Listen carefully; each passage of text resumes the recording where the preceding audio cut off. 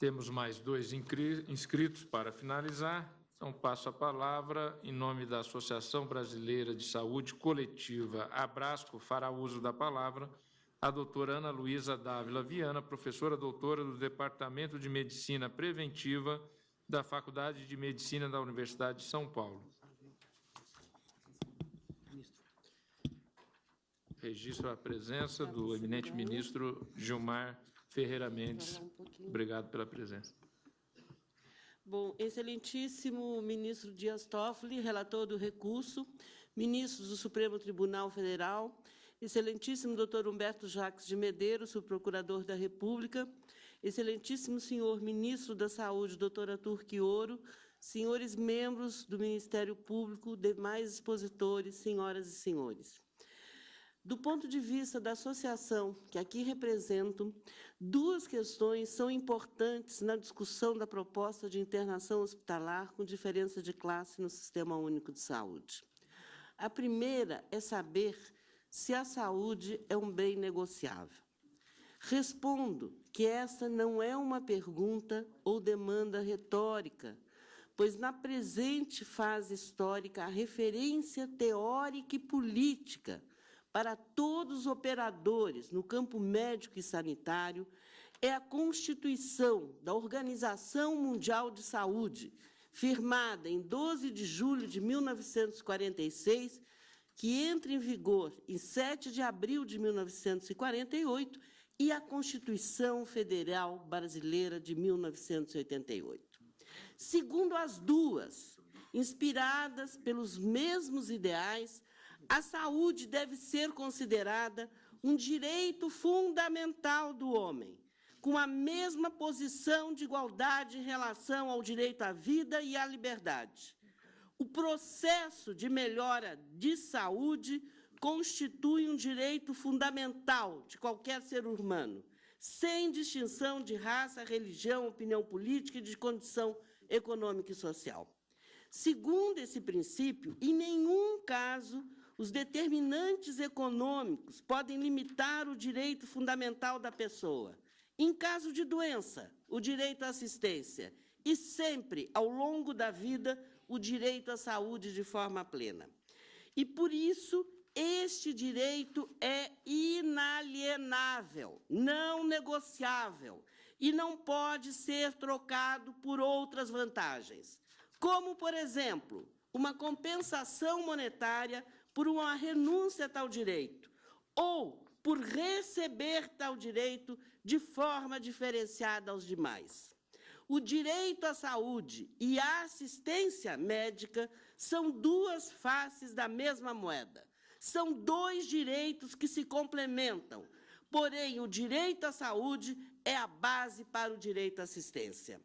A saúde, como direito fundamental da pessoa, é um bem inalienável, um absoluto, que não pode ser alterado para se tornar um objeto de escambo ou comércio. Por isso, assistência à saúde deve ser sempre um instrumento de concretização do direito à saúde.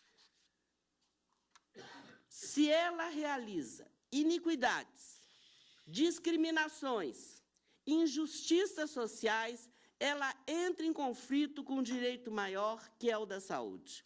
Nenhuma mudança no sistema de assistência pode colocar em dúvida ou mitigar o direito à saúde.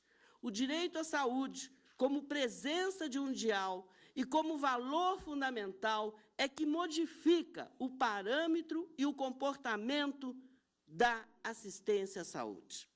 Dessa forma, aqui neste plenário, estamos justamente discutindo isso, colocando na frente do direito à saúde uma modificação no direito à assistência que coloque em xeque o próprio direito à saúde. Por isso, a minha instituição, que eu represento, a instituição que eu represento nesse momento, é contrária a qualquer estratégia que modifique o direito à assistência no sentido de maior iniquidade, voltando a discriminar a assistência segundo condições de renda. A conquista do Estado Democrático de Direito foi possível quando se ergueram poderosas barreiras contra a discriminação econômica e a garantia do direito à vida a partir de políticas públicas universais em que a reprodução humana seria garantida fora da esfera mercantil. A segunda questão é saber em que medida essa iniciativa concorre para o aprofundamento das desigualdades sociais no padrão de assistência à saúde no país. No Brasil, a consolidação do Estado democrático de direito, com o fim da ditadura militar, não se encerra com a retomada das eleições livres e a normalização da política partidária. Desde 1984, a sociedade luta pela construção de um país mais justo e pela solidificação e qualificação da sua democracia. Para isso, temos criado, desde os primeiros anos que sucederam o regime, uma série de normas e legislações em consonância com tratados e convenções internacionais para garantir o pleno acesso aos direitos humanos e concretizá-los com políticas públicas conformando um Estado social. O Estado social se propõe a diminuir os impactos do mercado na criação voraz de desigualdade, o que somente a política e a criação de estruturas voltadas para o interesse coletivo podem fazer, promovendo o princípio da comunalidade endossada, do seguro coletivo contra o infortúnio individual e suas consequências. O momento atual de crescimento exponencial das desigualdades, como atesta o livro O Capital no Século XXI, do economista francês Thomas Piketty, quando o crescimento do produto é sempre inferior ao crescimento das rendas, principalmente das rendas advindas, não do trabalho, mas de ganhos do capital e do trabalho diferenciado, impõe que as políticas públicas de caráter indiferenciador por classes de renda devam ser privilegiadas. Por isso, o Estado social olha o futuro, visando diminuir as diferenças de partida desde o nascimento, assegurando maiores chances para aqueles não portadores de ativos, na forma de renda, na forma de propriedade, na forma de capital social. O trabalho de Piketty evidencia como a política e o Estado social foi crucial para conter o avanço do mercado autorregulado e a ausência de mecanismos de proteção social em todos os países no período do pós-guerra, momento único no século XX em que foi possível diminuir a diferença entre crescimento econômico e de renda dos mais afortunados. No Brasil, construímos um Estado social, num primeiro momento, voltado somente para o mercado de trabalho. A intensa urbanização dos anos iniciais da industrialização brasileira, sem políticas públicas mais abrangentes, colocou uma imensa massa de assalariados recebendo benefícios diferenciados, conforme sua inserção laboral, convivendo com formas pré-modernas de proteção. A marca dessa segmentação na saúde foi o INAMPS, quando, através de inúmeras políticas, foi permitido imensas diferenciações na assistência à saúde, o que perpetuou e acentuou desigualdades sociais imensas, como que essa iniciativa tenta reeditar. A marca histórica do Estado social brasileiro foi a segmentação urbano-rural, trabalho formal, trabalho informal, e a diferenciação dos benefícios. Inspirados nos ideais do Estado social, o movimento da reforma sanitária das décadas de 70 e 80 conquistou, junto aos constituintes, a criação do Sistema Único de Saúde, conforme o artigo 196 da Constituição brasileira.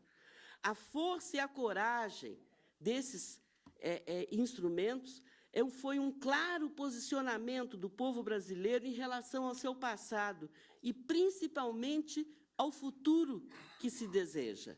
É claramente uma defesa da política de acesso à saúde e ao bem-estar como direito fundamental, conforme expresso na Declaração Universal dos Direitos Humanos de 1948, em seu artigo 25.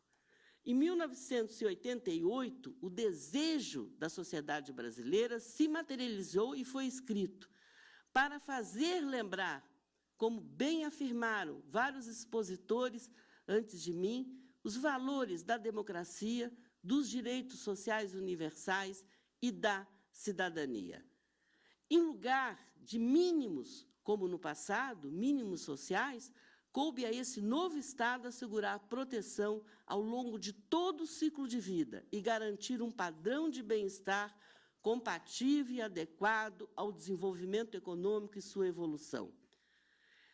Não queremos voltar à fase dos direitos de pacotes e de mínimos.